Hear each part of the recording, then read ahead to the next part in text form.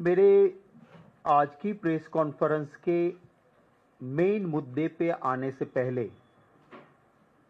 एक बड़ी दर्दनाक घटना जो गुजरात में घटी है। वडोदरा के पास मुजपुरा गंभीरा ब्रिज, जो महिसागर नदी है उसके ऊपर बना हुआ ब्रिज, वो गिर गया और अभी तक जो खबर मिली है उसमें 10 लोगों की डेड बॉडीज, मृतदेह उसमें मिले हैं। ट्रक, गाड़ियां, एक रिक्शो, 3 मोटर बाइक नदी में गिरे। काफ़ी लोग जख्मी भी हुए हैं। मैं उनके प्रति अपनी संवेदनाएं व्यक्त करता हूं। राहुल गांधी जी ने भी अभी फेसबुक पे उनके लिए संवेदनाएं जताई है। खरगे साहब ने भी मुझे फ़ोन करके कहा, बड़ा दर्दनाक हादसा हुआ है। आप अगर वर्नाक्युलर चैनल को भी देखेंगे तो सब लोग ये चला रहे हैं कि वहां जिला परिषद के एक्स मेंबर से लेके लोगों ने लिख के दिया कि साहब ब्रिज हिल रहा है, गिरेगा, इसको ठीक करवाइए। बदकिस्मती से जो ये हादसा हुआ उससे पहले पूरे रिनोवेशन का एक कॉन्ट्रैक्ट दिया गया। उसके बेरिंग्स बदले गए, उसके जॉइंट्स बदले गए और बहुत बड़ा खर्च इसके पर लगाया गया। आप भी थोड़ा इन्वेस्टिगेटिव जर्नलिज्म करेंगे तो पता चलेगा कि गुजरात में सिस्टम बनी है कि कोई भी कॉन्ट्रैक्टर L1 आता है तो उसे वर्क ऑर्डर मिलने से पहले भाजपा का कार्यालय, जिसे कमलम कहते हैं, वहां पे पैसे देने होते हैं। जब हफ्ता दिया, परसेंटेज दिया, फिर ही वर्क ऑर्डर मिलता है। जब कॉन्ट्रैक्टर वो पैसे देगा वहां तो कहीं अपनी जेब से तो नहीं देगा। L1 आया है, कंपटीशन में काम मिला है और फिर परसेंटेज जाके दो तो फिर वो काम कमजोर ही करेगा। इसी ब्रिज के बेरिंग बदले रिनोवेशन हुआ, फिर तुरंत ब्रिज क्यों गिरा? सरकार को जवाब देना चाहिए। मोरबी के ब्रिज से लेके गुजरात में अभी इस कुछ महीनों में काफी ऐसी घटनाएं घटी है और इनके लिए जिम्मेवार भाजपा के भ्रष्टाचार है। मैं फिर से कांग्रेस पार्टी की ओर से जिन लोगों ने गुजरात के इस ब्रिज गिरने से जानें गंवाई हैं, उनके प्रति संवेदनाएं, मेरे श्रद्धा सुमन समर्पित करता हूं पार्टी की ओर से। और जो अस्पताल में भर्ती है वो जल्दी से स्वस्थ हो, ऐसी मैं प्रार्थना करता हूं। अब मेरे जो आज का प्रेस का मुद्दा है उसके ऊपर आते हैं। मैंने आपको एक डॉक्यूमेंट दिया है इस तरह का। ये डॉक्यूमेंट आपके पास होगा। ये जो पहला पन्ना है, पेज 1 डॉक्यूमेंट का, पेज 1, ये फॉर्म 7 है। नमस्कार। ये रेवेन्यू रिकॉर्ड का हिस्सा होता है और रेवेन्यू रिकॉर्ड में जो भी एग्रीकल्चरिस्ट है, अगर मैं किसान हूं तो मेरा ये फॉर्म 7 रहता है। सर्वे नंबर लिखा जाता है। हर लैंड का अपना एक आइडेंटिफिकेशन सर्वे नंबर होता है और वहां पे कौन ऑक्यूपाई करता है इसको और एरिया कितना है वो बताया जाता है। ये पेज 1 जो मैंने दिया है आपको, उसमें यहां पे जो येलो मार्क किया है वो है सर्वे नंबर 103। ये छोटा सा लैंड का टुकड़ा है, बहुत छोटा सा, माने 1 हेक्टर भी नहीं है। यहां उसका मेजरमेंट लिखा है 0.75, माने पूरा 1 हेक्टर भी नहीं है। इधर जो लिखा है वो कौन, किसकी ये मालिक है इसके, उसमें फर्स्ट जिसको सैफरन कलर लगाया है वो नाम है खाबड़ बच्चू भाई मगन भाई, और बाकी फिर उसकी पत्नी है उनके 2 बेटे हैं, बलवंत और किरण, और एक बेटी है इंदिरा, इनके नाम पे है। अब ये जो पहला नाम है खाबड़ बच्चूभाई मगनभाई, वो गुजरात सरकार में पंचायत और एग्रीकल्चर के मंत्री है। ये मंत्री जी की निजी लैंड है, फर्स्ट पेज पे उसका डॉक्यूमेंट है।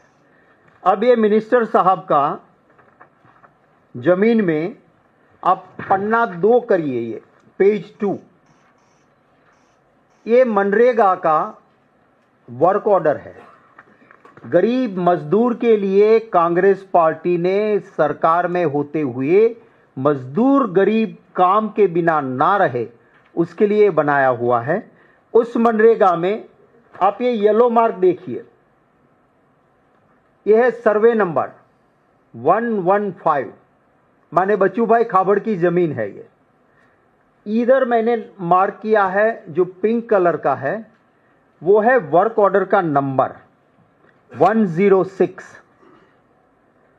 नीचे जो ब्लू मार्क है उसमें काम की डिटेल दी गई है। Construction of diversion storm water drain for community. नीचे पैसे दिए गए हैं, लाखों रुपये किस तरह से पैसे दिए गए हैं उसका डिटेल है। अब आप पन्ना 2 करिए,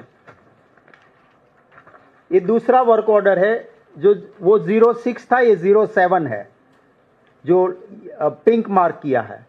सर्वे नंबर येलो मार्क में देखिए, वही सर्वे नंबर 115, फिर से लाखों रुपये का पेमेंट का वर्क ऑर्डर।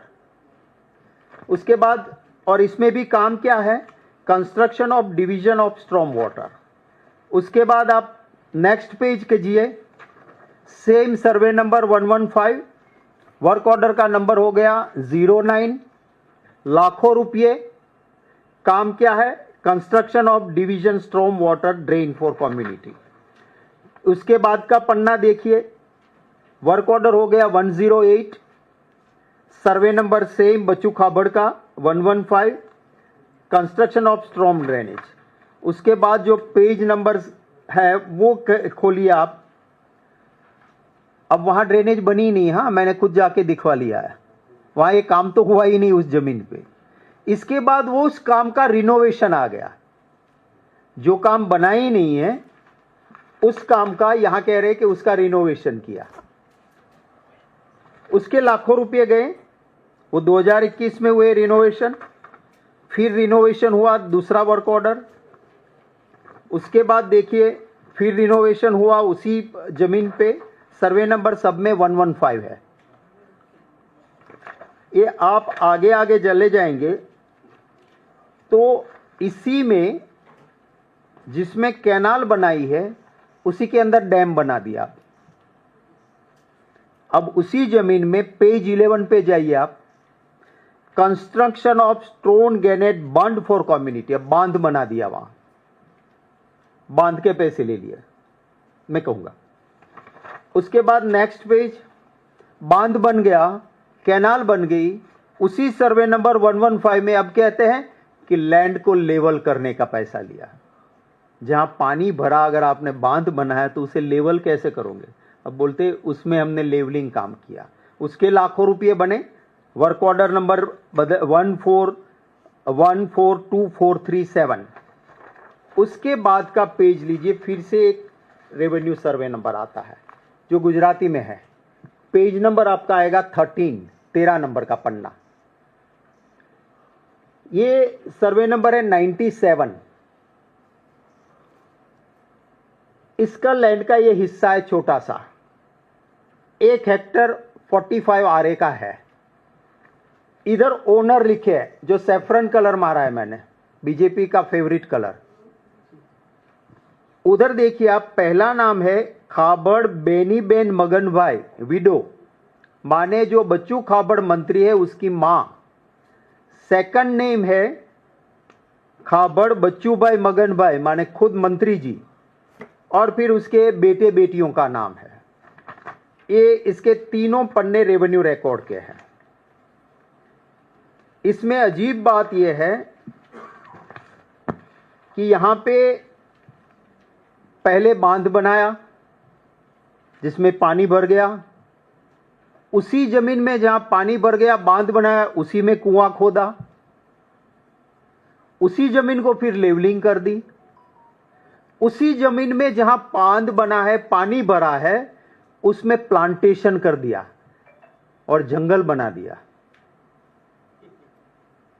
आप देखिए, लाखों रुपये और हर वर्क ऑर्डर का मैंने आपको कॉपी दिया है, और ये सिर्फ आपको नमूना दिया है। This is trailer.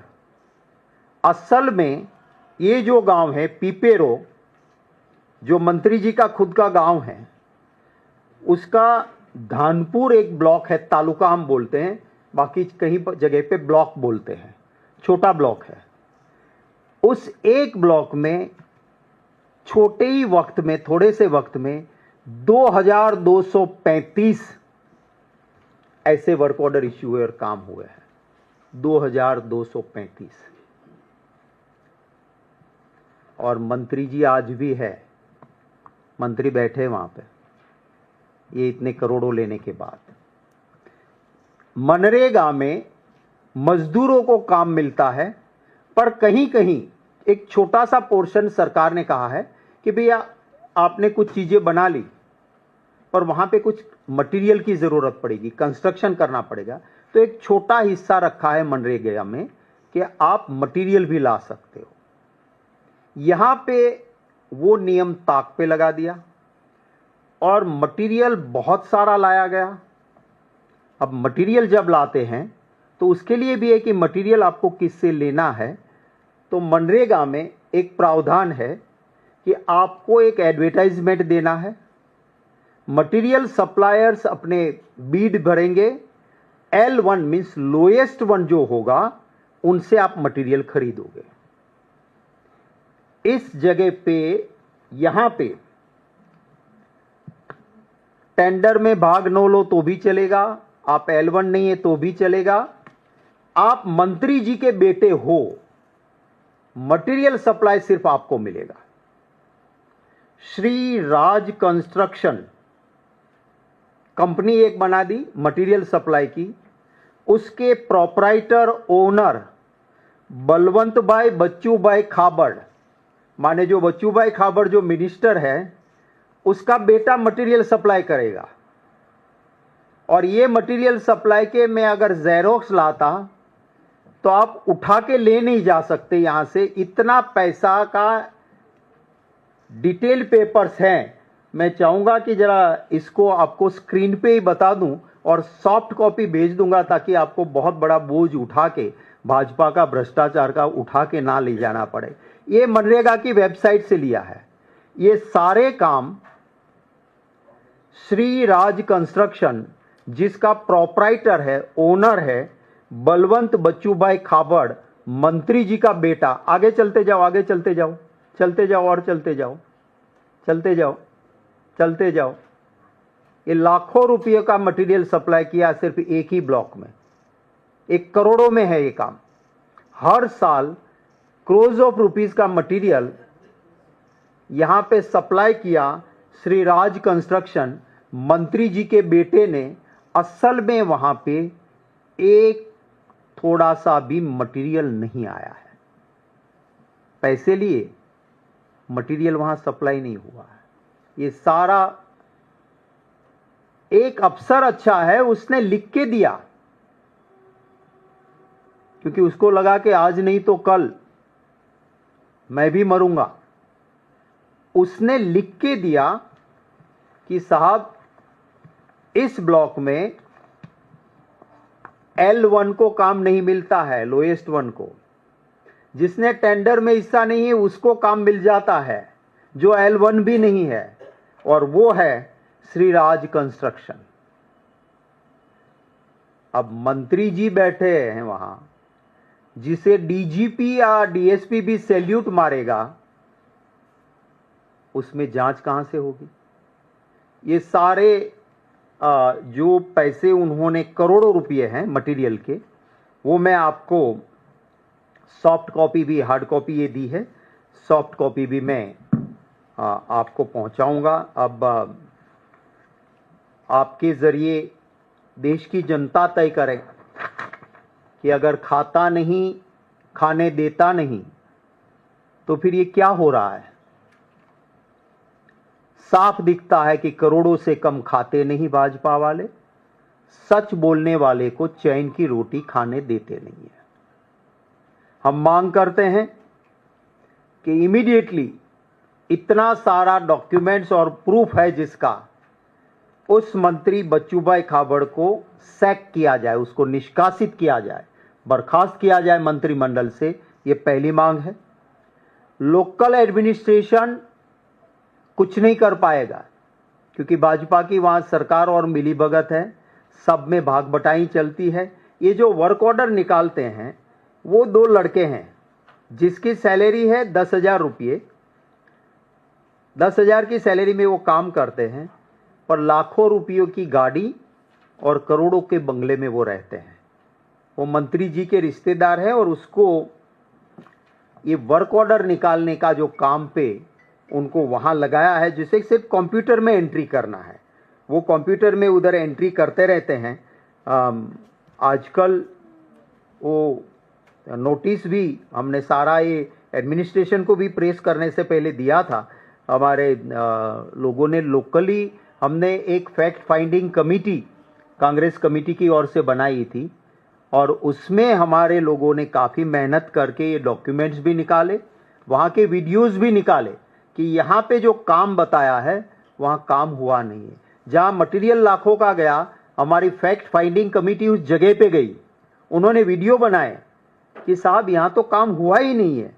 जब ये सब कुछ सामने रखा तो उसके बाद में एक अधिकारी ने कंप्लेन लिख के भेजा कि उसको लगा कि मैं भी जेल जाऊंगा। उसमें ये सारी चीज़ें लिखी है। फिर भी भाजपा के मंत्री जी आज भी मंत्री है। अच्छा, अगर करोड़ों रुपये का ये जब आप देते हो तो उसके साथ साथ आपको जीएसटी भरना पड़ता है क्योंकि आप मटेरियल सप्लाई कर रहे हो।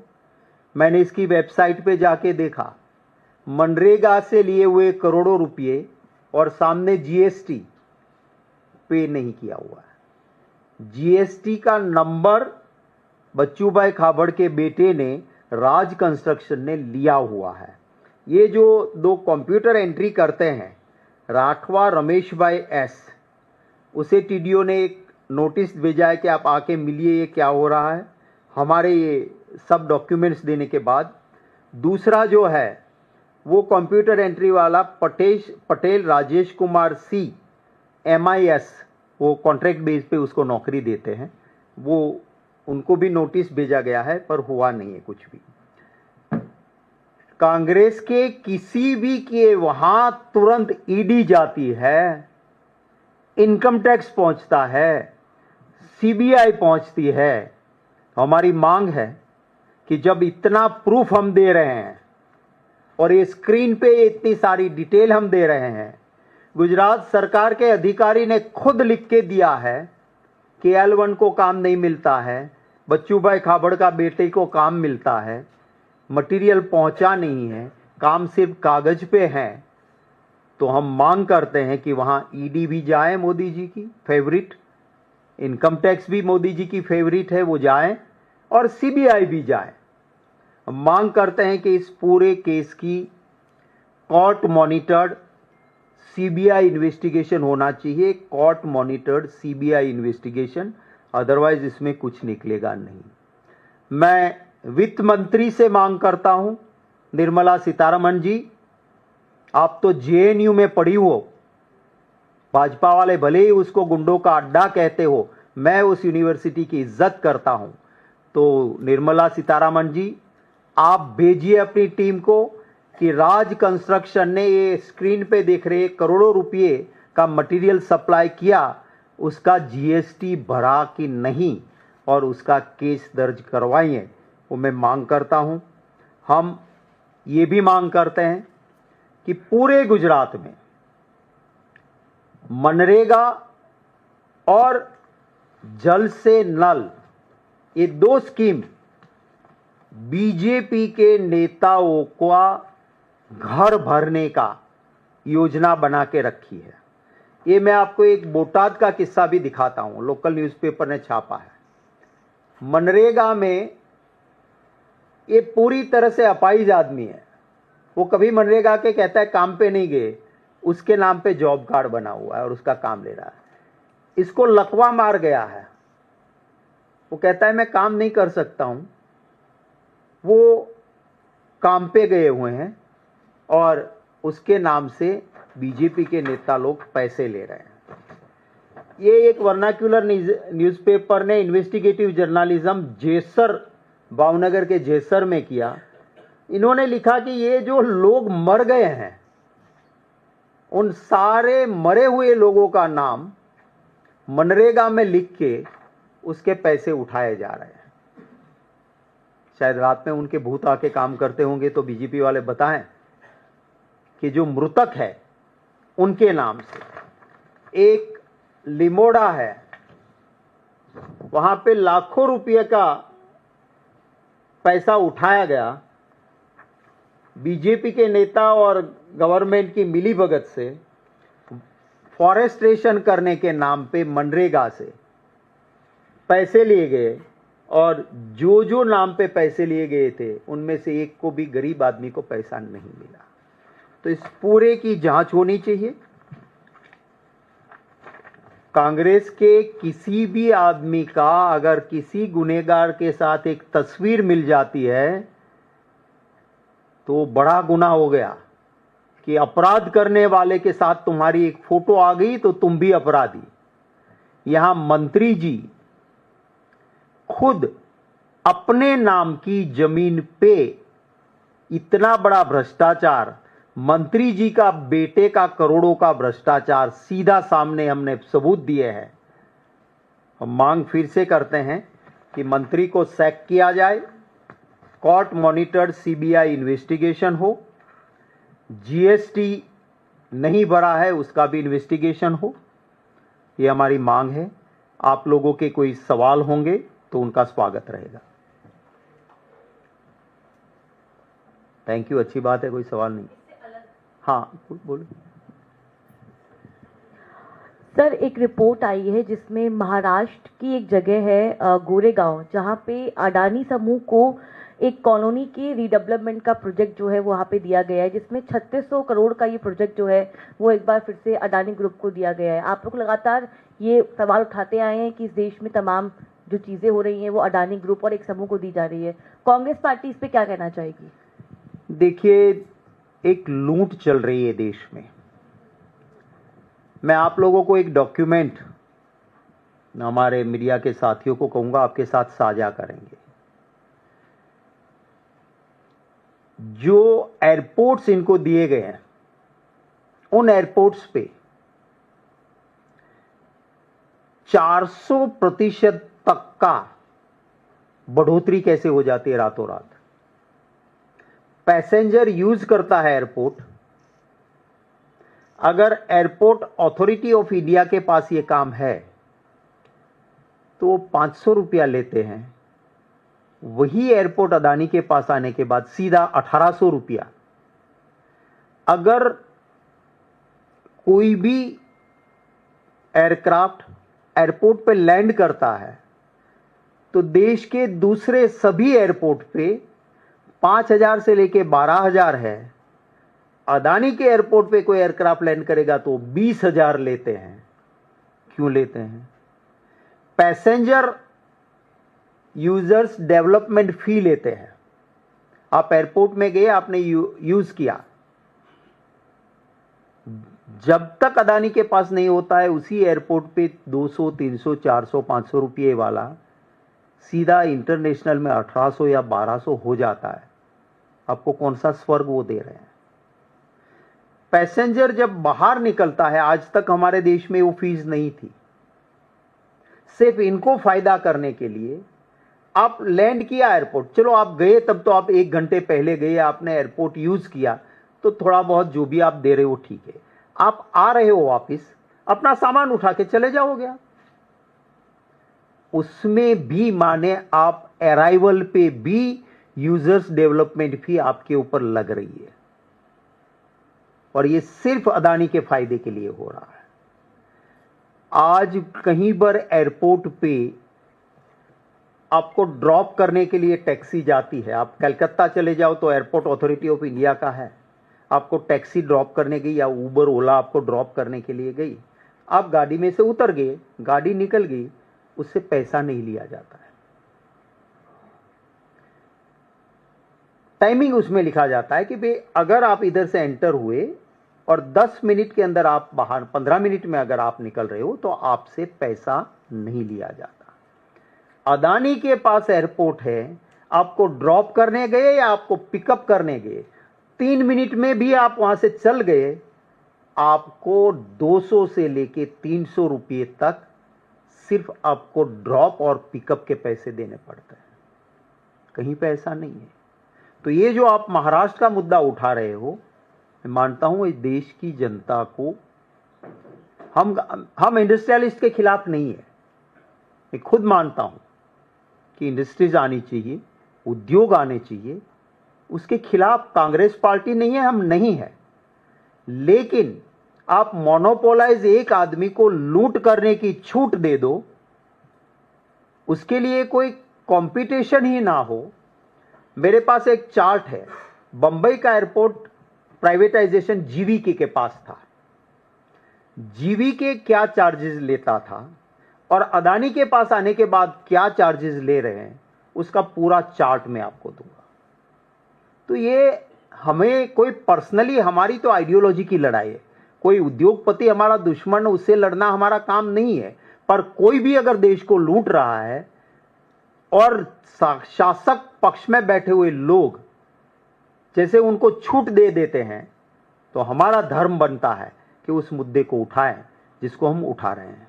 कोई साहब, हाँ जी। मेरा सवाल बिहार से जुड़ा हुआ है। चक्का जाम था आज, और जिस तरीके से ये प्रदर्शन हुआ है, इसको लेकर एनडीए नेताओं ने आरोप लगाए हैं कि कल सुनवाई होनी है सुप्रीम कोर्ट में, इससे पहले अदालत पर दबाव बनाने के लिए प्रदर्शन किया गया है।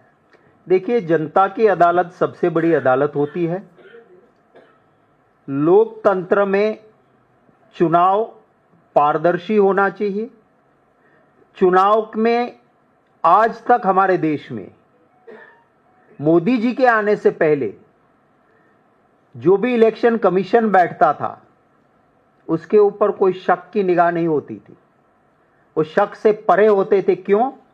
क्योंकि leader of opposition, prime minister और चीफ जस्टिस ऑफ इंडिया, ये 3 लोगों का कॉलेजियम होता था। एक चीफ जस्टिस ऑफ इंडिया बैठते थे, 2 अलग अलग पार्टी के लोग बैठते थे, और फिर चयन होता था। तो इलेक्शन कमीशन पे कभी भी शक करने की गुंजाइश नहीं होती थी। और हमने देखा है कि शेषान जी जैसे इलेक्शन कमीशन में आए और रूलिंग पार्टी को जहां जहां थे सबसे ज्यादा डंडा उन्होंने मारा था। आज क्या कर दिया कि इलेक्शन कमीशन के चयन के लिए चीफ जस्टिस ऑफ इंडिया को निकाल दिया, और प्राइम मिनिस्टर के साथ होम मिनिस्टर, एक ही सिक्के के दोनों पहलू, दोनों आ गए साथ में, बहुमत हो गया उनका। भाई, आपको गलत नहीं करना था तो चीफ जस्टिस ऑफ इंडिया आपको क्यों नहीं चाहिए वहां? और तब से शुरुआत हुई, और इलेक्शन कमीशन के सामने बहुत सारे मुद्दे खड़े होने लगे। वरना संवैधानिक संस्थाओं को अपने संवैधानिक पद पे कॉन्स्टिट्यूशन को लॉयल रख के काम करना होगा। जब चुनाव नजदीक आता है, धांधलियां आती है। जहां हमारे बूथ है वहां कुछ और, उनके बूथ है वहां पे कुछ और। जहां लगता है कि ये वोटर बीजेपी को वोट नहीं कर रहा है, उसका वोट रातों रात कट जाता है, और जो कर रहे हैं उनके लिए वहां से आएगा लिस्ट, तो एक ही आदमी 3-3 जगह पे वोट करता है, नाम मिल जाते हैं उनके। और अभी बिहार की जनता जागृत जनता है। आज राहुल गांधी जी खुद वहां पे गए थे। बिहार बंद का बहुत बड़ा असर रहा है, और ये जनता की ताकत है। बिहार वो ज्ञान की भूमि है, जागृत लोग हैं वहां, उन्होंने ताकत दिखाई है। राहुल जी के आज वहां जाने से और लोगों का हौसला बुलंद हुआ है, और लोकतंत्र में लोगों के बीच जाके लोग अगर वोटिंग राइट से वंचित ना हो जाए, वो अगर आवाज उठाते हैं, राहुल गांधी जी उठाते हैं, तो एनडीए के पाले में क्यों आग लग रही है, क्यों उनको दिक्कत हो रही है? क्या लोकतंत्र बचाने की कोशिश एक राष्ट्रीय जन नेता करें तो उससे उनको क्या दर्द हो रहा है?